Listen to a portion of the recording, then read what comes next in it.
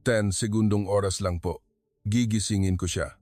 Sa loob ng pinakamataas na Royal Medical Center ng Sultanato sa Pilipinas, nagtipon ang mga nangungunang medikal na koponan mula sa iba't ibang sulok ng mundo sa harap ng isang prinsesa na nakapikit sa loob ng 12 taon. Ang pinuno ng Sorbonne University, isang kilalang propesor mula sa Neutral Federal University at isang respetadong autoridad mula sa Moscow State Agricultural Research Institute ay pawang umiling. Ang euthanasia ay nakatakda sa 3:00 ng hapon kinabukasan. Ngunit sa mismong oras na iyon, isang dalagita ang biglang pumasok sa silid. Siya ay isang 11 taong gulang na Pilipina na may taas na 13 cm na may dalang isang maliit na backpack. Nagtawanan ng medical team. Mariing nagbabala ang sultan. Kung mabigo ka, ikaw ang mananagot. Kinuha ng dalagita nang walang panginginig ang isang karayom na yari sa pinagsamang pilak at ginto. Pagkatapos ay dahan-dahan niyang inilagay ang kanyang kamay sa noo ng prinsesa. Matapos iyon, biglang umugong ng malakas ang monitor na nanahimik sa loob ng 12 taon. Isang araw lamang bago nito, siya ay isang ordinaryong dalagita na pinalaya sa kanyang tirahan dahil sa kanyang pagiging asyano at pagiging bata pa. Anong sikreto ang taglay ng dalagitang ito?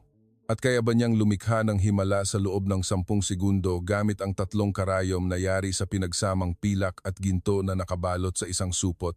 Ngayon, magsisimula na ang kwento ng 16 taong gulang na Pilipina na gumising sa prinsesa na pinabayaan ng pinakamahusay na medikal na koponan sa mundo sa pamamagitan ng 3 karayom na yari sa pinagsamang pilak at ginto. Isang araw ng Abril, si Cotoa de la Cruz ay nakatayo sa Ninoy Aquino International Airport, mahigpit na hawak ang strap ng kanyang backpack. Siya ay 15 taong gulang at may taas na 152 centimeters. Ito ang International Volunteer Program ng kanyang paaralan na sa wakas ay nakasali siya sa pamamagitan ng 350,000 pesos na naipon niya mula sa pagtitinda sa sari-sari store at pagiging assistant sa eskwelahan. Wow! Ang laki talaga! Napuno siya ng pagkamangha sa paliparan pa lamang. Ang mga naglalakihang gusali na kumikinang sa sikat ng araw, ang mga taong nagtitipon mula sa iba't ibang panig ng mundo, at ang lungsod na hindi niya kailanman naisip na may ganoong kalaking sukat. Naglakad si Cotoa ng dahan-dahan, dala lamang ang isang maliit na backpack, ang mga kalsadang disyerto na lumalawak sa pagitan ng matataas na gusali, ang mga mararangyang sasakyan na dumaraan, isang ganap na kakaibang kultura at kapaligiran. Ngunit nagkaroon ng problema mula pa noong ikalawang araw ng volunteer work. Ang tingin ng mga staff sa tirahan kay Cotoa ay napakalamig. Nararamdaman niya ang matinding diskriminasyon laban sa isang batang Pilipina na mukhang bata pa. Hindi ito ang iyong silid. Kahit na ipinakita niya ang kanyang reservation confirmation, umiling ang staff. Sinubukan niyang ipaliwanag sa Ingles, ngunit binaliwala nila ang kanyang baluktot na pagbigkas. Ipagpaumanhin, ngunit mangyaring humanap kayo ng ibang lugar. Sa huli, hindi nakakuha si Cotoa ng maayos na silid. Dinala siya sa isang maliit na silid na parang bodega. Ang ibang volunteer members ay nasa magagandang silid, ngunit si Cotoa lamang ang naiiba. Dahil sa pagiging Pilipina, dahil sa pagiging mukhang bata, dahil sa pagiging isang dalagita, napuno siya ng luha, ngunit mahigpit siyang nagpigil. Kahit gaano kahirap, magpakatatag ka. Ang dugong dumadaloy sa iyo ay mula sa isang marangal na angkan ng mga manggagamot na umiral ng 1,400 taon. Ito ang mga salita na laging sinasabi ng kanyang lola. Siyempre, hindi pa lubos na naiintindihan ni Cotoa ang tunay na kahulugan ng mga salitang iyon. Akala niya, ito ay mga salita lamang para bigyan siya ng lakas ng loob. Sa hapon ng ikatlong araw, si Cotoa ay nakatayo sa harap ng isang napakalaking ospital bilang bahagi ng kanyang volunteer schedule. Royal Medical Center ng Sultanato, ang karatula na nakasulat sa maraming wika na nagsasabing ito ang pinakamahusay na institusyong medikal sa gitnang silangan. Wow! Napakalaki pala ng ospital. Pumasok siya para mag-tour. Iba na agad ang lobby. Marmol na sahig, kisame na may disenyong arabesque, mga chandelier na may gintong dekorasyon parang palasyo. Tahimik na tumingin si Cotoa sa paligid. Nang sandaling iyon, ngayon ang huling araw. Isang boses ang narinig mula sa dulo ng pasilyo. Dahan-dahang lumapit si Kotowa. Nakita niya ang loob sa pagitan ng bahagyang bukas na pinto. Isang babae ang nakahiga sa kama. Mayroon siyang magandang mukha na mukhang nasa huling bahagi ng 20s, ngunit nakapikit pa rin ang kanyang mga mata. Iba't ibang kagamitang medikal ang nakapalibot sa kanya. 12 taon na, wala nang pag-asa. Sabi ng doktor na nakasuot ng puting uniforme. Tumango ang isang lalaking nasa edad na nakatayo sa tabi niya. Siya ay may maringal na postura, nakasuot ng maringal na tradisyonal na kasuotan. Naintindihan ko. Dr. Dubois, ituloy ang proseso ng euthanasia bukas ng 3:00 ng hapon. Lumaki ang mga mata ni Kotowa. Euthanasia? Para sa ganoong kabataang tao. Ngunit mangyaring pag-isipan ninyong mabuti hanggang sa huli. Kapag ito ay nagawa na, wala nang balikan. Naghihintay ako ng 12 taon. Pinatawag ko ang pinakamahusay na medical na koponan sa mundo at sinubukan ang lahat ng posibleng paggamot. Panahon na para bigyan siya ng kapayapaan. Sa sandaling iyon, natapilok si Kotowa. Bumukas ng tuluyan ang pinto at natumba si Kotowa. Lahat ng mata sa silid ay napunta sa kanya. Sino ka? Tumakbo ang security guard. Mabilis na tumayo si Kotowa at yumuko.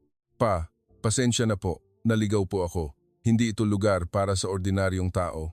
Ngunit ang mga mata ni Kotowa ay nakatitig sa babaeng nasa kama. Mayroong mali. Ang paghinga, ang kulay ng mukha, ang bahagyang panginginig ng mga daliri. Teka lang po, sabi ni Kotowa. Talaga bang hindi na siya kayang gumising? Nagtawanan ang medical team. Binibini, alam mo ba kung nasaan ka? Lumabas ka na kaagad. Ngunit hindi kumilos si Kotowa. Parang naririnig niya ang boses ng kanyang lola. Kotowa, kung makakita ka ng taong tunay na naghihirap, huwag kang dumaan na lamang. Iyan ang misyon na ibinigay sa iyo ng Diyos. Hindi po ninyo dapat siya gawing euthanasia, malinaw na sabi ni Kotowa. Kung bibigyan niyo ako ng 30 segundo, magigising ko siya. Natahimik sandali ang silid. At pagkatapos ay sumambulat ang malakas na tawa. Ano ba ang pinagsasabi niya? Napahawak sa tiyan si Dr. Dubois sa kakatawa. Siya ang top graduate ng Sorbonne University at pinakabatang presidente ng European Society of Neurosurgery. Binibini, alam mo ba kung nasaan ka? Hindi ito palaruan. Umiling din si Dr. Mehta, propesor ng neuroscience sa Neutral Federal University. 30 segundo. Kung gayon, ano ang ginawa namin sa loob ng 12 taon? Nagpatuloy din sa pagtawa si Dr. Petrov, isang medikal na autoridad mula sa Moscow. Security, ilabas ninyo kaagad ang batang ito, ngunit hindi kumilos si Kotowa. Sa halip, humakbang pa siya. Subukan po ninyong sukatin ang pulso ng taong ito. 44 na beses sa isang minuto. Bukod pa rito, hindi naman nawawala ng lubusan ang pupil reflex, may kaunting natitira pa. Huminto ang tawa ng medical team. Ano? Ang blood pressure ay hindi 118,076, kundi eksaktong 121,075. At kahit na normal ang temperatura ng katawan na 36.9 degrees, ito ay masyadong mataas para sa isang pasyenteng nasa vegetative state. Nagulantang si Dr. Dubois. Paano mo nalaman ang ganoong detalyadong impormasyon? Sa katunayan, iyon ay itinuro sa kanya ng kanyang lola. Ang paraan upang basahin ang daloy ng ki ng isang tao, ang paraan upang makita ang mga palatandaan ng buhay. Ngunit hindi inakala ni Kotowa na ito ay isang espesyal na bagay. Imposible. Paano mo nalaman nang walang kagamitan? Nagulat ang medical team. Ngunit nang suriin nila ang monitor, ang mga sinabi ni Kotowa ay eksakto. Ano? Ano ito? Sa sandaling iyon, tumayo ang sultan. Si Sultan Kalip, isang ganap na pinuno ng pinakamayamang bansa sa gitnang silangan. Manahimik kayo. Natahimik ang lahat. Ang mga mata ng sultan ay nakatuon kay Kotowa. Dalagita, ano ang iyong pangalan? Kotowa po. De la Cruz. Ikaw ba ay doktor? Hindi po. Isa lang po akong estudyante sa high school. Paano mo nalaman ang ganoong kaalaman sa medisina bilang isang estudyante sa high school? Nabasa ko lang po sa libro. Ito ay isang kasinungalingan, ngunit masyadong komplikado para sabihin ang totoo. Nang sandaling iyon, tumayo si Sultana Laila, pinupunasan ang kanyang luha. Si Sultana Laila ay isang ina na namuhay sa pagmamasid lamang sa kanyang anak. Mahal na Sultan, Kung ito ang huling pagkakataon, hindi ba natin siya bibigyan ng isa pang pagkakataon? Sultana, nagbibiro po ba kayo ngayon? Putol ni Dr. Dubois, hindi po ito doktor at wala rin siyang lisensya sa medisina. Kung may mangyari, nagbago ang boses ng sultan at naging malamig. Mayroon pa bang mas masama kaysa sa ngayon? Ang aking anak ay para ng patay. Hindi ba kayo ang magsasagawa ng euthanasia sa kanya? Walang nasabi ang medical team. 12 taon. Alam kong ginawa ninyo ang inyong makakaya sa loob ng 12 taon, ngunit walang resulta. Tiningnan ng sultan si Kotoa. Dalagita, kaya mo ba talagang gisingin ang aking anak? Tumango si Kotoa. Opo, ngunit sa tingin ko ay hindi ninyo ako paniniwalaan ang aking pamamaraan. Sige, nagulat ang medical team. Mahal na sultan, masyado po itong mapanganib. Mapanganib, tutal ay papatayin na rin ang aking anak. Natahimik ang lahat sa mga salita ng sultan.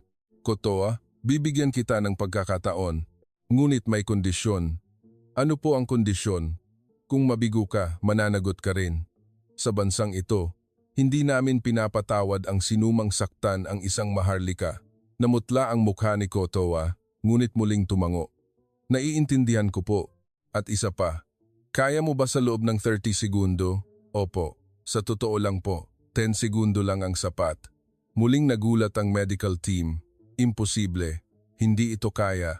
Ngunit inangat ng sultan ang kanyang kamay at sinabi, sige, simulan mo na. Ngayon po? Oo, ngayon na. Huminga ng malalim si Kotoa. Dumating na ang oras upang gamitin ang pamamaraan na itinuro sa kanya ng kanyang lola mula pagkabata. Kung gayon, mangyaring bigyan niyo ako ng kaunting oras para maghanda. Binuksan ni Kotoa ang kanyang maliit na bag. Mula doon, kinuha niya ang isang maliit na lalagyan na nababalot sa dalawang tela na naglalabas ng mahiwagang ilaw. Ano iyon? Lumapit ang medical team. Dahan-dahang binuksan ni Kotoa ang supot. Ang lumabas doon ay mga manipis na karayom na kumikinang sa kulay pilak ginto. Karayom lang? Natawa ng mapakla si Dr. Dubois. Sasabihin mo bang gigisingin mo ang isang pasyenteng nasa vegetative state sa pamamagitan ng karayom? Ngunit ang mga karayom ni Kotoa ay hindi ordinaryong karayom. Ito ay mga espesyal na karayom na nilikha mismo ng kanyang lola na naglalaman ng 1,400 taong lihim na kayamanan. Sisismulan ko na po. Ang kamay ni Koto na nakahawak sa karayom ay hindi nanginginig. Nakatuon lamang ang kanyang isip sa pasyente. Kotoa, sa oras ng paggamot, bakantehin mo ang iyong isip. Pakiramdaman mo lamang ang daloy ng ki ng pasyente. Sumunod ka lamang sa kung saan ka dadalhin ng ki na iyon. Ang mga turo ng kanyang lola ay pumasok sa kanyang isip. Lumapit si Kotoa sa unan ng prinsesa. Si Amina, isang 27 taong gulang na prinsesa na sa edad na 15 ay nagkaroon ng brain damage dahil sa aksidente sa pagkahulog mula sa kabayo at nakahiga sa loob ng 12 taon. Teka, saan mo hinahawakan? Sumigaw si Dr. Dubois. Kung basta mo na lang tutusukin ang ulo ng karayom, masisira ang utak. Ngunit hindi kumilos si Kotoa. Dahan-dahan niyang inilagay ang kanyang kamay sa noo ng prinsesa. Ang init! Nagulat si Kotoa. Nararamdaman niya ang init ng buhay. Sinimulan niyang sundan ang daloy ng ki tulad ng itinuro ng kanyang lola, dito at dito. Ang mga daliri ni Kotoa ay tumuro sa mga partikular na punto sa ulo ng prinsesa. Sentrong punto ng kaunawaan at punto ng damdamin. Bulong ng isang doktor. Siya ay may kaunting kaalaman tungkol sa Oriental Medicine. Ang mga lugar na itinuro ni Kotoa ay eksaktong mahahalagang puntos na may kaugnayan sa utak. Imposible. Talaga bang alam niya? Kinuha ni Kotoa ang unang karayom. Isang karayom na mas pinong kaysa sa buhok na kumikinang sa kulay pilak ginto. Ito ay kayamanan na nilikha ng kanyang lola sa buong buhay niya. Magsisimula na po ako. Pumasok ang karayom sa sentrong punto ng kaunawaan ng prinsesa. Napakamaingat at eksakto sa lalim. At pagkatapos ay may nangyaring kakaiba. Ano ito? Tinitigan ng medical team ang monitor. Nagkaroon ng pagbabago sa brainwave. Ang linya na diretso sa loob ng 12 taon ay dahan-dahang gumalaw. Nagkataon lang siguro. Ngunit hindi huminto si Koto. Itinusok niya ang ikalawang karayom sa punto ng damdamin. Sa pagkakataong ito, mas malalim at mas eksakto. Tik-tik. Nag-ingay ang heart monitor. Imposible. Tumakbo si Dr. Dubois sa harap ng monitor. Ang heart rate na 64 beses sa isang minuto ay tumaas sa 67. Mahal na sultan. Hinawakan ng sultana ang braso ng kanyang asawa. Ito ay isang pagbabago na hindi niya nakita sa loob ng 12 taon habang nakamulat ang kanyang mga mata. Inihanda ni Kotoa ang pangatlong karayom. Ito ang pinakamahalagang bahagi, ang pinakapinong lugar na direktang konektado sa malalim na kamalayan. Huwag masyadong mapanganib iyan. Kung magkamali ka ng kaunti, mamamatay talaga siya. Sigaw ng isa sa medical team. Ngunit ang kamay ni Kotoa ay may kumpiyansa. Ang paggalaw na pinagsanayan ng kanyang lola ng libu-libong beses, isang pamamaraan na nakasanayan niya kahit nakapikit. Magtiwala po kayo, tiningnan ni Kotoa ang sultana. Tutulungan ko po siya. Pumasok ang pangatlong karayom. Sa sandaling iyon, lahat ng monitor ay sabay-sabay na umugong ng malakas. Brainwave, heart rate, blood pressure, lahat ng numero ay mabilis na nagbago. Oh my God! Sigaw ng isang doktor mula sa India at nagsimula ang pinakakahanga-hangang pagbabago. Bahagyang nanginginig ang talukap ng mata ni Prinsesa Amina. Aba, tinakpan ng sultana ang kanyang bibig sa nanginginig na kamay. Sa unang pagkakataon sa loob ng 12 taon, nakita niyang gumalaw ang talukap ng mata ng kanyang anak. Ginawa ni Kotoa ang huling hakbang. Maingat niyang sabay-sabay na inikot ang tatlong karayom. Eksaktong 3 beses, paikot sa relo. Isang maliit na ungol ang lumabas sa bibig ng prinsesa. Natahimik ng lubusan ng silid. Hindi marinig kahit ang paghinga, at dahan-dahang iminulat ni Prinsesa Amina ang kanyang mga mata. Mama, halos bumagsak ang sultana sa kanyang kinatatayuan. Aba, ito ang boses ng kanyang anak na narinig niya sa loob ng 12 taon. Walang masabi ang medical team, ang bagay na sinabi nilang imposible, kahit ng pinakamahusay na operasyon sa mundo ay nangyari talaga sa kamay ng isang 16 taong gulang na dalagita. Ano ba talaga ito? Bulong ni Dr. Dubois sa nanginginig na boses. Habang maingat na inilalabas ang mga karayom, sumagot si Kotoa, itinuro po sa akin ng aking lola. Lola? Opo, medyo espesyal po ang aking lola. Hindi na nagkuwento pa si Kotoa, ngunit naramdaman ng lahat na may malaking sikreto ang dalagitang ito. Ganap na nagising si Prinsesa Amina. Amina, mama ito. Nandito si mama. Dahan-dahang iginalaw ng prinsesa ang kanyang ulo, hindi pa niya malayang naigalaw ang kanyang katawan, ngunit ang kanyang kamalayan ay ganap nang bumalik, at napansin niya ang maliit na dalagita sa tabi ng kama. Ikaw ba ang gumising sa akin? Tumango si Kotoa habang ngumingiti. Kumusta po, mahal na prinsesa, ayos na po kayo. Lahat ng tao sa silid ay nakatingin kay Kotoa. Hindi na ito pangungutya, ito ay isang tingin na puno ng paggalang. Si Dr. Dubois ang unang lumuhod. Siya, ang top graduate ng Sorbonne University at pinakabatang presidente ng European Society of Neurosurgery, ay yumuko sa harap ng isang 16 taong gulang na Pilipina. Patawarin niyo po ako, nagkamali po ako. Ang ibang mga doktor ay sumunod isa-isa. Ang propesor mula sa Neutral Federal University, ang autoridad mula sa Moscow, lahat ng nagmamalaki sa kanilang sarili bilang pinakamahusay sa mundo ay lumuhod sa harap ni Kotoa. Tumayo po kayo. Ako lang po. Ginawa mo ang bagay na sinabi naming imposible. Hindi lamang ito simpleng kakayahan. Ito ay isang himala. Lumapit ang sultan kay Kotoa. Sabihin mo na ang totoo. Sino ka ba talaga? Ordinaryong estudyante lang po talaga ako. Ngunit ang aking pamilya ay isang napakalumang angkan ng mga manggagamot na gumagamit ng karayom. Isang angkan na umiral ng higit sa 1,400 taon. Nagulat ang lahat. Ang aking lola po ang huling tagapagmana ng angkan na iyon, ako na lang po ang natitira. Kung gayon, mayroon pa rin ganoong uri ng pamamaraan? Opo, ngunit halos lahat ng ito ay nakalimutan na. Ang natutunan ko po ay bahagi lamang. Sa totoo lang, itinuro sa kanya ng kanyang lola ang lahat ng kaalaman sa buong buhay nito. Ngunit hindi pa lubos na naiintindihan ni Kotoa kung gaano ito kahalaga sa panahong iyon.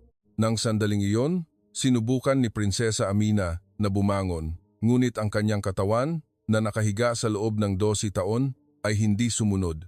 Huwag po kayong magpilit. Dahan-dahan lang po. Kadalasan, kahit na magising mula sa vegetative state, madalas ay malabo ang kamalayan, sabi ni Dr. Dubois, habang tinitingnan ang resulta ng pagsusuri, halos walang nakitang pinsala sa utak. Ito ay isang perpektong paggaling. Okay na siya sa rehabilitasyon. Sa loob ng 1 buwan, makakalakad na siya ng maayos. Maraming salamat po, sabi ng prinsesa sa nanginginig na boses. Ako po, si Amina. Hindi ko po kailanman malilimutan ang inyong kabutihan. Hinawakan ng sultana ang kamay ni Kotoa. Salamat sa pagliligtas sa aking anak. Maraming salamat. Lahat ng kalungkutan at kawalan ng pag-asa na naranasan sa loob ng 12 taon ay naging luha ng kagalakan. Mayroon pa po ba akong magagawa? Tanong ni Kotoa. Mayroon pa? Nagulat ang sultan. Hindi po. Gusto ko lang po makita ang prinsesa na gumaling ng lubusan. Isang dalisay na puso na hindi naghahangad ng ginto o karangalan, kundi ang paggaling lamang ng pasyente. Pagkaraan ng 2 araw, isang nakakagulat na balita ang kumalat sa buong ospital. May isang Pilipina na gumising sa pasyenteng nasa vegetative state sa loob ng 10 segundo. Imposible. Hindi, nakita ko mismo sa aking mga mata. Nang sandaling iyon, may tawag mula sa emergency room. Isang pasyente sa aksidente. Isang 20 taong gulang na dayuhang turista mula sa Europa ang dinala sa ospital na walang malay. Nagkaroon siya ng 10 degree na heat stroke sa kanyang island hopping tour at ang presyon sa kanyang utak ay mapanganib na tumaas. Ang surgical success rate ay mas mababa sa 10%. Kontakin ang pamilya. Nang sandaling iyon, lumitaw si Kotoa sa emergency room. Makakatulong po ba ako? Ito ay problema sa pagtaas ng presyon sa utak. Iba ito sa naunang kaso. Opo, alam ko po. Tiningnan ni Kotoa ang pasyente. Masyadong mataas ang presyon sa utak. Makakatulong po ba ang operasyon? Sa totoo lang, mahirap. Kung gayon, hayaan niyo po akong gawin. Bigyan niyo po ako ng 10 minuto. Kinuha ni Kotoa ang kanyang bag ng karayom. Sa pagkakataong ito, mas pino at mas mahabang espesyal na karayom. Sinimulan niyang itusok ang mga karayom sa iba't ibang puntos sa ulo ng pasyente. Feng Chi. Gugoy, ano po iyan? Tanong ng isang batang intern. Ito po ay isang pamamaraan upang mapababa ang presyon sa utak. Sa pamamagitan ng karayom, inilalabas po ang presyon na tumaas dahil sa pagdurugo ng utak. Bumilis ang paggalaw ng kamay ni Kotoa. Ibinabaluktot niya ang karayom, inaayos ang lalim, at inuulit ang mga tumpak na galaw. Aba, bumababa ang presyon ng utak. Sigaw ng doktor. Hindi ka pani-paniwala. Pagkaraan ng 30 minuto, iminulat ng pasyente ang kanyang mga mata. Nasaan ako? Nasa ospital po kayo. Natumba po kayo sa inyong tour. Ngunit hindi po masakit ang ulo ko. Nagkatinginan ang medical team. Ito ang unang kaso ng ganoong kapayapaang paggaling ng isang pasyenteng may mataas na presyon sa utak. Mabilis na kumalat ang balita sa buong ospital. Sa pagkakataong ito, wala nang nagduda. Tawagin si Kotoa. Gusto kong tignan niya rin ang aking pasyente. Dumagsa ang mga tawag. Mula sa ward ng mga matatanda, mula sa cardiology, mula sa pediatrics. Hindi tumanggi si Kotoa. Sa harap ng isang 55 taong gulang na lalaki na may terminal lung cancer at binigyan ng abiso ng pagka-expire ng buhay, tapat na sabi ni Kotoa, medyo mahirap po ang kasong ito. Mahirap ang paggaling, ngunit kaya po nating pag-aani ng sakit. Iyon lang po ay sapat na. Sabi ng asawa ng pasyente habang lumuluha nang itusok ni Kotoa ang mga karayom sa mga puntos para sa pagpapagaan ng sakit at pagpapalakas ng resistensya na wala ang ekspresyon ng paghihirap sa mukha ng pasyente. Hindi na talaga masakit. Sa tingin ko po ay makakaranas kayo ng kapayapaan sa loob ng ilang buwan. Sa cardiology, ang puso ng isang pasyenteng naghihirap sa arrhythmia sa loob ng 12 taon ay bumalik sa normal na ritmo. Sa pediatrics, ang isang batang naghihirap sa atopic dermatitis ay gumaling sa loob ng 1 araw. Posible po ba talaga ang ganito? Tanong ng mga doktor. Ang alam ko po ay maliit na bahagi lamang. Maliit na bahagi lang po ba ang nangyari sa nakaraang ilang araw? Opo, kung ikukumpara sa ginagawa ng aking lola. Ano po ba ang ginagawa ng lola nyo? Nag-isip sandali si Koto. Binubuhay niya po ang mga namatay. Nagulat ang lahat. Siyempre, hindi naman po sila ganap na namatay, kundi ang mga taong kakatigil pa lamang ng puso. Tumigil si Kotoa sa pagkwento. Pakiramdam niya ay nasabi niya ang sobra. Sa gabing iyon, tinawag ng sultan si Kotoa. Ikaw ay talagang isang kamangha-manghang bata. Hindi mo ba nais manatili sa bansang ito? Gusto kong ikaw ang mamuno sa National Medical Center. Estudyante pa lang po ako sa high school. Walang kinalaman ang edad. Ang mahalaga lamang ay ang kakayahan. Ngunit mayroon po akong dapat gawin. Ano iyon? Ito po ang huling habilin ng aking lola. Sinabi niya po na ibalik ko ang aming nakalimutang tradisyonal na medisina at tulungan ang mga taong tunay na naghihirap, ang mga taong walang pera at hindi kayang magpagamot. Isang marangal na lola pala siya. Opo, talagang kahanga-hanga po ang aking lola. Nang sandaling iyon, napaluha si Kotoa. Naaalala niya ang kanyang lola. Sa gabing iyon, nakatingin si Kotoa sa mga bituin mula sa bubong ng ospital. Ang mga bituin na nakita niya mula sa bintana ng silid-aralan ay kumikinang din sa ibayo ng dagat Sulu. Lola, ginagawa ko po ba ng tama? Humipan ang hangin. Parang sagot ng kanyang lola, muling bumalik ang mga alaala mula sa kanyang kabataan. Ito ang araw, sa edad na 8, nang unang makita ni Kotoa ang lola niya na nagpapagamot. Kotoa, halika rito. Hawakan mo ang kamay ni lola. Nagpapagamot pa rin ang kanyang lola kahit lampas na sa 90 taong gulang. Sa araw na iyon, isang matandang babae na nahimatay dahil sa stroke ang bumisita. Doktora, tulungan niyo po ang lola namin. Umiyak ang kanyang pamilya habang nagmamakaawa. Huwag kang mag-alala, agad siyang gagaling. Itinusok ng kanyang lola ang mga karayom at talagang bumangon ang matandang babae. Gumalaw ang kanyang braso na paralisado. Maraming salamat po, maraming salamat po. Lumuhod ang kanyang pamilya at yumuko ng malalim. Nang sandaling iyon, sinabi ng kanyang lola kay Kotoa, Kotoa, ito ang dapat nating gawin. Lola, paano mo po nagagawa ang ganito? Ang ating angkan ay espesyal, Kotoa. Ito ay isang angkan ng mga manggagamot na nagsimula 1400 taon na ang nakalipas sa panahon ng mga datu at sultan sa Pilipinas. 1,400 taon na ang nakalipas? Oo, ang ating mga ninuno ay mga manggagamot ng mga datu at sultan. Sila ang mga pinakamagaling na manggagamot. Ngunit nawala ang lahat sa isang digmaan sa pagitan ng mga datu, nasunog ang lahat ng medical books at lahat ng iba pa. Kung gayon, ano po ang nangyari? Sa kabutihang palad, mayroong naalala ang ating mga ninuno sa kanilang katawan at iyon ay naipasa sa mga henerasyon. Ano po ang ibig sabihin ng maalala sa katawan? Lola, hindi po ba ang tunay na kakayahan ay nasa libro?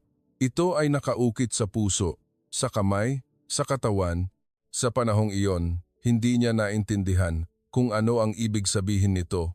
Ngunit ngayon, ay parang naiintindihan na niya.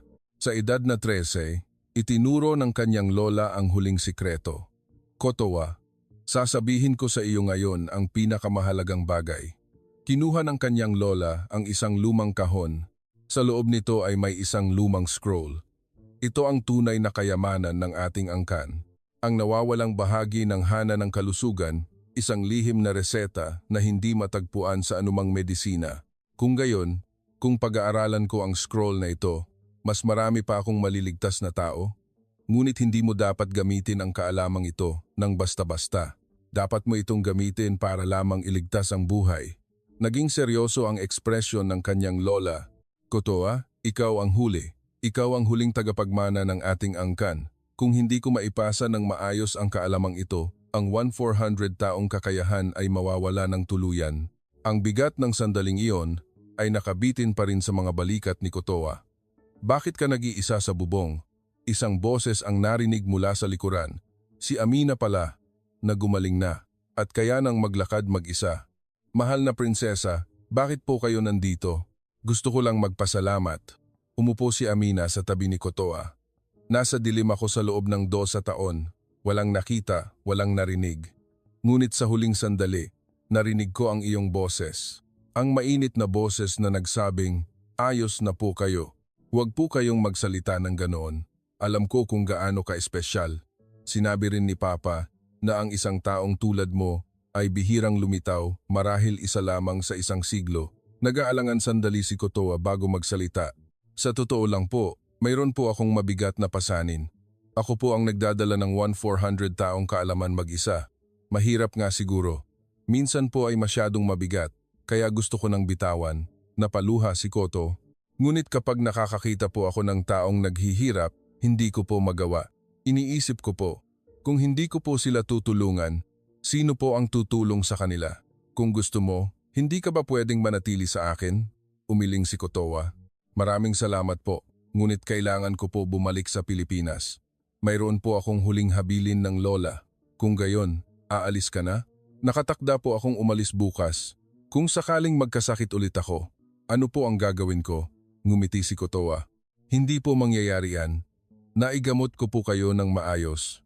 Sa sandaling iyon, napagtanto ni Kotoa kung gaano karaming pag-asa ang ibinigay niya sa maraming tao. Ang tunay na doktor ay hindi ang nagpapagaling ng sakit, kundi ang nagbibigay ng pag-asa. Sa wakas, ay naintindihan niya ang kahulugan ng mga salitang sinabi ng kanyang lola. Ngayon ay may kumpiyansa na si Kotoa. Kung saan ang kanyang landas. Sa umaga ng kanyang pag-alis, maagang nagising si Kotoa. Simple lamang ang kanyang mga gamit. Isang maliit na backpack, ang mga karayom ng kanyang lola, at isang kahon na naglalaman ng mahalagang scroll. Aalis ka na?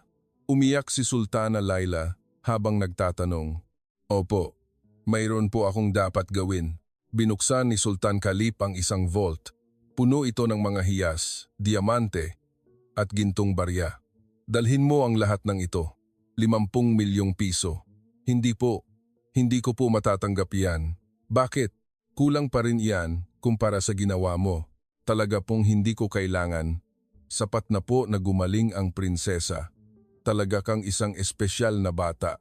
Hindi ka man lang gumalaw sa harap ng ginto. Nang sandaling iyon, inabot ni Prinsesa Amina ang isang maliit na kahon. Mayroon akong gustong ibigay sa iyo. Binuksan ni Kotoa ang kahon. Sa loob nito ay may isang magandang kwintas. Ngunit hindi ito ordinaryong kwintas. Ito po ay isang kagamitang medikal, hindi po ba? O, ito ay isang espesyal na diagnostic tool na ginawa ng pinakamahusay na artisano sa aming bansa. Kaya nitong sukatin ang pulso at temperatura. Ang ganito po kayaman, gusto kong maging lakas mo upang mas marami ka pang matulungan. Nang sandaling iyon, lumabas ang lahat ng medikal na staff ng ospital. Mula kay Dr. Dubois hanggang sa mga nurse at intern, lahat sila ay nagpaalam kay Kotoa. Dahil sa iyo, napagtanto namin kung ano ang tunay na medisina. Yumuko ng malalim si Dr. Dubois. Kung papayagan mo, maaari ba akong makipag-ugnayan sa iyo sa ibang pagkakataon? Gusto ko pang matuto tungkol sa Oriental Medicine. Siyempre po. Ngunit ang Oriental Medicine ay hindi lang po tungkol sa pag-aaral ng pamamaraan. Ano po ang ibig sabihin nyo? Dapat po muna nating pag-aralan ang puso. Ang pusong tunay na nagmamahal sa pasyente, sabi ng isang nurse habang may luha sa mata. Lahat po ng pasyente na ginamot nyo ay ganap na gumaling. Kung gayon, makakauwi na po ako ng panatag.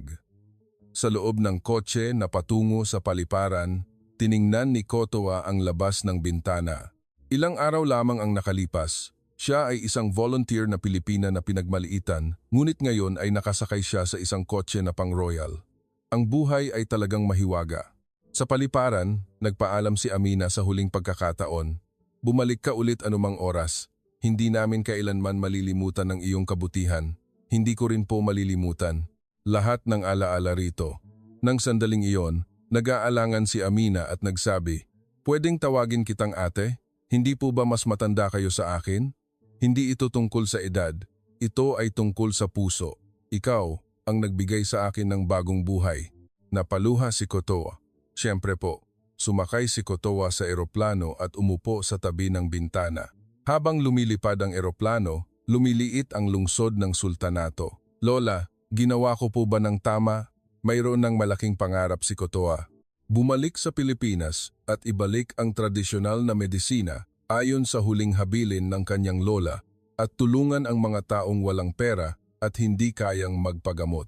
Sa eroplano, binuksan ni Kotoa ang scroll ng kanyang lola at binasa ito. Lihim na, paraan ng hana ng kalusugan. Mayroon din palang ganito. Marami pa siyang hindi nababasang bahagi. Ang mga mata ni Kotoa ay napako sa salitang paraan ng pagbuhay ng patay, pamamaraan ng karayom na naghihiwalay sa buhay at patay. Sinabi ni Lola na kaya niyang buhayin ang mga namatay. Ito kaya ang pamamaraan na iyon, isinara ni Kotoa ang scroll at tinitigan ang labas ng bintana. Lola, marami po akong tutulungan. Pagkaraan ng ilang oras, dumating sila sa Ninoy Aquino International Airport habang lumalabas sa paliparan, nanumpa si Kotoa sa kanyang puso. Ngayon ang tunay na simula. Sa kanyang bulsa ay ang espesyal na kwintas na ibinigay ni Prinsesa Amina. Sa kanyang dibdib ay ang mga turo ng kanyang lola. At sa kanyang puso ay ang matinding hangarin na tumulong sa maraming tao. Si Kotoa de la Cruz, 11 taong gulang, ang huling tagapagmana ng 1,400 taong angkan ng mga manggagamot. Ngayon na nagsisimula ang kanyang tunay na paglalakbay. Isang buwan pagkatapos bumalik sa Pilipinas, muling binuksan ni Kotoa ang maliit na hilotan at akupungtura ng kanyang lola. Isang lugar na sarado sa loob ng 3 taon. Pinalitan niya ng bago ang lumang karatula na De La Cruz Hilotan at Akupungtura. Pinanatili niya ang pangalan na ginamit ng kanyang lola sa buong buhay nito. Ang unang pasyente ay isang matandang mananahi ng Barong. Nabalitaan ko pong bumalik na ang doktora, sabi niya. Masakit po ang aking likod at 2 taon na po akong hindi makatahi ng maayos. Sinabi po niya na nagtiis siya ng matagal dahil sa ospital na mahal. Huwag po kayong mag-alala. Agad po kayong gagaling. Itinusok ni Koto ang karayom. Oh, hindi na talaga masakit. Magkano po? Hindi po ako tumatanggap ng pera. Ito po ang huling habilin ng aking lola. Napakahiya po niyan. Sa halip po, kung mayroon kayong kakilalang may sakit sa kapitbahayan, dalhin niyo po sila sa akin. Napaluha ang matanda. Maraming salamat po talaga. Mayroon pa palang ganoong tao sa mundo. Mabilis na kumalat ang balita. Mula pa noong 2nd araw, nagsimula ng pumila ang mga pasyente. Isang 52 taong gulang na konstruktor ang dumating. Nahulog siya mula sa scaffolding at sumakit ang kanyang likod at 3 buwan na siyang hindi nakakatrabaho. Sinabi po sa akin ng ospital na kailangan ng operasyon, ngunit wala po akong pera. Hindi na po kailangan ng operasyon. Itinusok ni Kotoa ang karayom sa isang espesyal na punto. Pagkaraan ng 30 minuto, yumuko at umunat ang konstruktor. Hindi masakit. Hindi talaga masakit.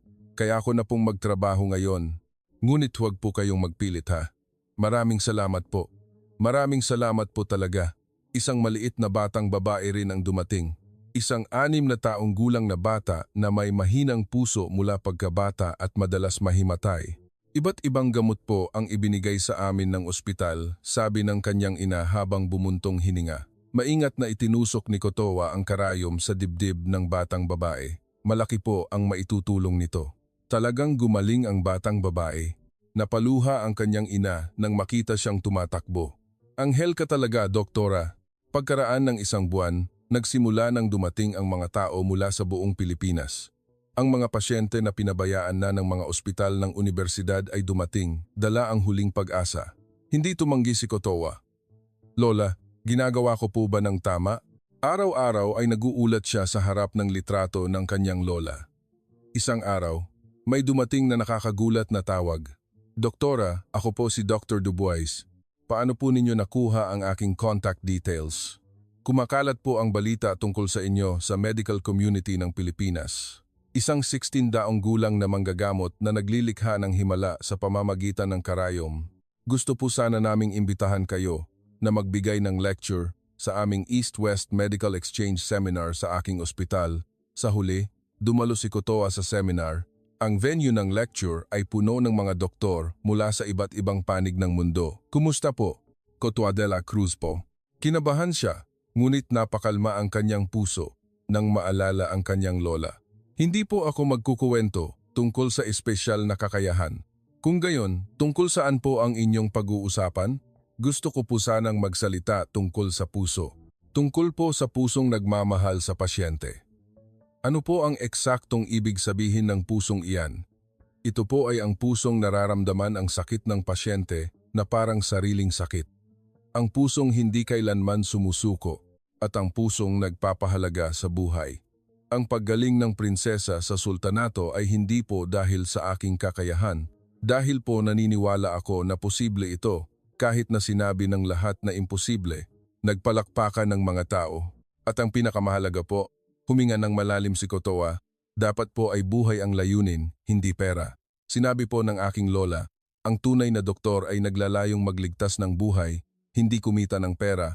Pagkatapos ng lecture, maraming doktor ang lumapit kay Kotoa. Babawiin ko rin ang aking orihinal na hangarin. Magsisimula rin kami ng libreng klinika sa aming ospital. Isang gabing iyon, binabasa ni Kotoa ang scroll ng kanyang lola.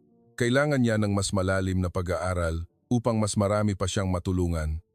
Nang sandaling iyon, may narinig siyang boses mula sa labas. Doktora, emergency.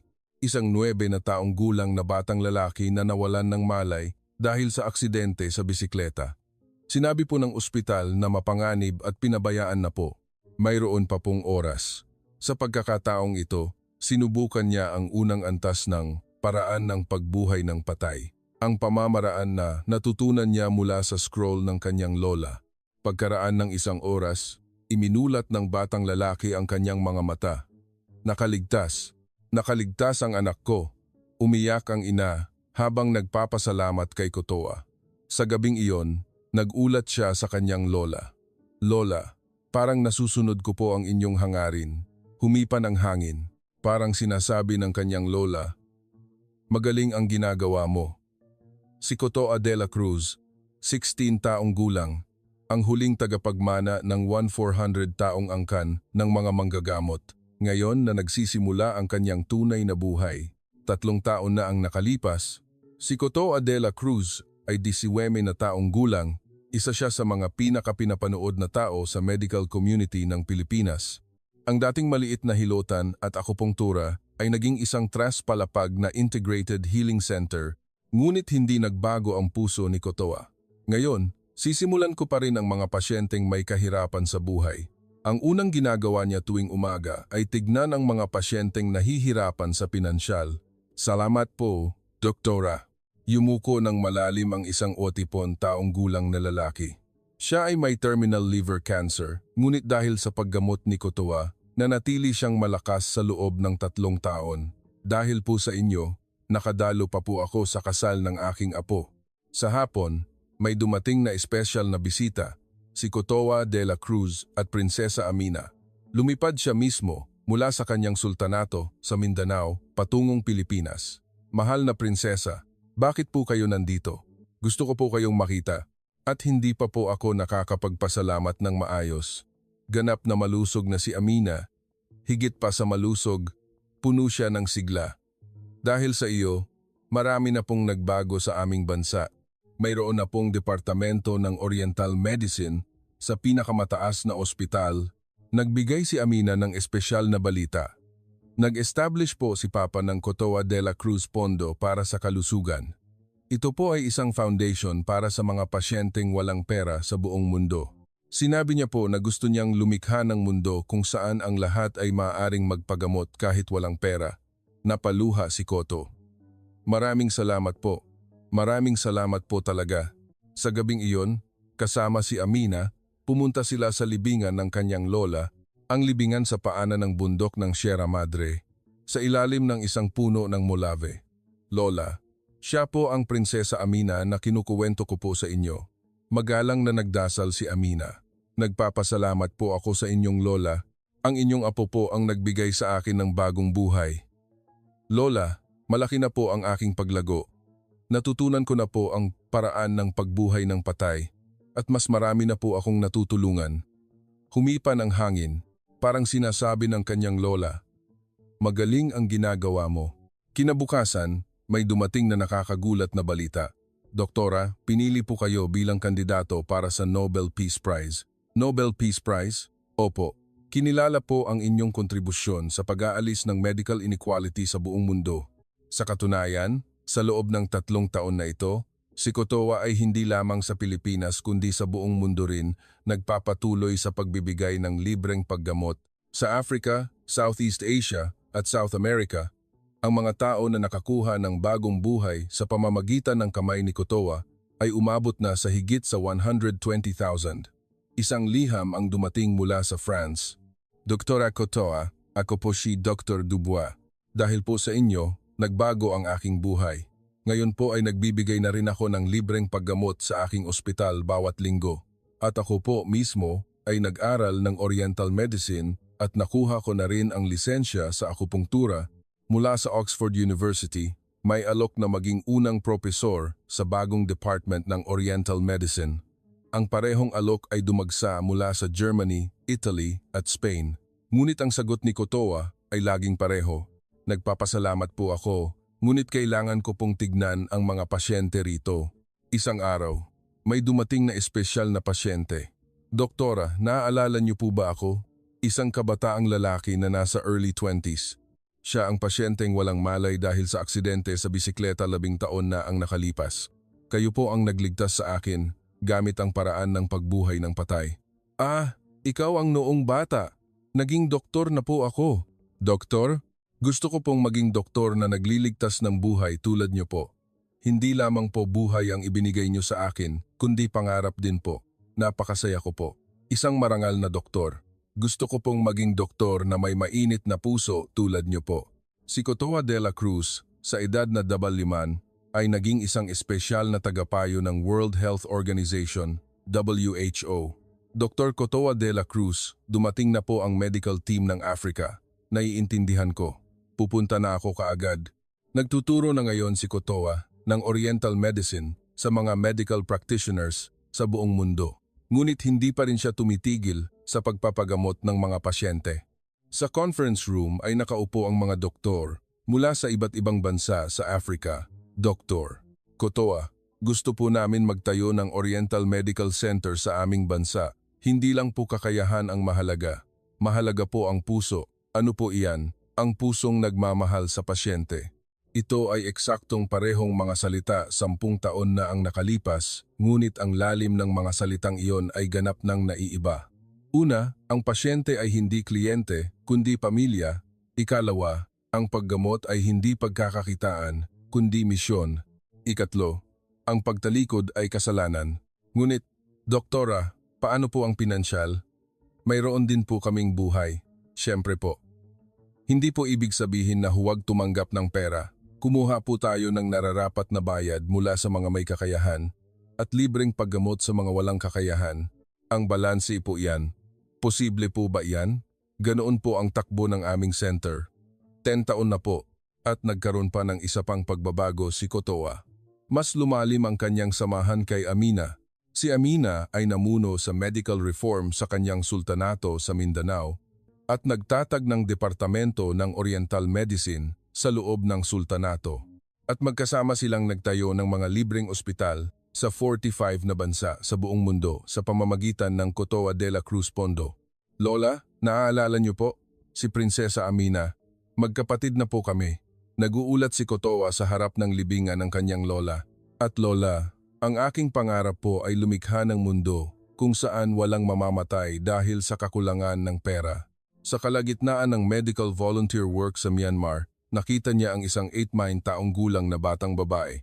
Siya ay may congenital heart disease at hindi na kayang operahan. Kaya mo ba? Nag-aalalang tanong ni Amina. Kailangan nating gawin. Kinuha ni Kotoa ang isang espesyal na karayom.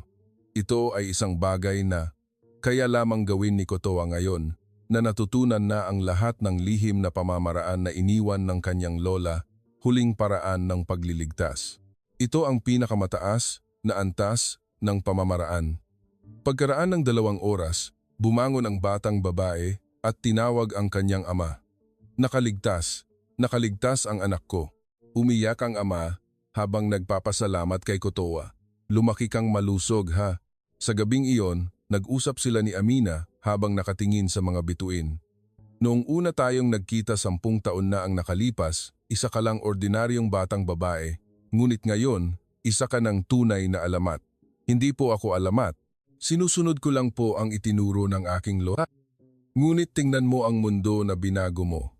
Ilang daang libong tao ang nakakuha ng bagong buhay dahil sa iyo. Nagpatuloy si Amina, "Tara, magkasama tayong lumakad sa landas na ito. Magkapatid tayo habang buhay." Salamat Amina, talagang masaya ako dahil nandyan ka. Sa isang press conference ng United Nations, nagsalita si Kotoa sa buong mundo. Simple lang po ang aking layunin. Lumikha po ng mundo kung saan walang mamamatay dahil sa kakulangan ng pera. Posible po ba iyan? Sinabi po ng aking lola, ang imposibleng bagay ay magiging posible kung may isang magsisimula. Sa gabing iyon, nagdasal siya sa harap ng litrato ng kanyang lola. "Lola, natutupad ko po ba ang inyong pangarap?" Humipa ng hangin sa bintana. Parang sinasabi ng kanyang lola, "Magaling ang ginagawa mo." Ang maliit na dalagita na nakilala niya sa sultanato 13 taon na, ang nakalipas ay nagiging isang tao na nagbabago ng mundo ngayon. Ngunit hindi nagbago ang kanyang puso. Ang mainit at dalisay na puso na hindi makadaan ng walang kibo kapag nakakakita ng taong naghihirap. Salamat Lola, sa pagbibigay po sa akin ng kapangyarihang ito. Kumusta po ang kuwento ngayon? Ang 16 taong gulang na dalagita ay may dala lamang na isang maliit na backpack at ilang karayom na yari sa pinagsamang pilak at ginto na minana mula sa kanyang lola. Wala siyang edukasyon o pera, ngunit nagawa niya ang bagay na hindi nagawa ng pinakamahusay na medikal na koponan sa mundo sa loob ng 12 taon. Ang kapangyarihang iyon ay hindi nagmula sa kakayahan. Ito ay nagmula sa puso. Ang pusong hindi makadaan nang walang kibo kapag nakakakita ng taong naghihirap, ang pusong hindi sumusuko, at ang pusong nagpapahalaga sa buhay. Maaaring wala tayong kapangyarihan tulad ni Kotoa, ngunit ang puso na mag-abot ng tulong sa iba ay kayang taglayin ng sinuman. Dahil ang tunay na himala ay hindi nagsisimula sa malalaking bagay, kundi sa isang mainit na puso ng isang tao. Ngayon, kung mayroon kayong kakilalang nahihirapan sa inyong paligid, subukan nyo kayang bigyan sila ng kaunting pagmamalasakit? Ang maliit na pagmamalasakit na iyon ay maaaring maging himala para sa isang tao. Maraming salamat po.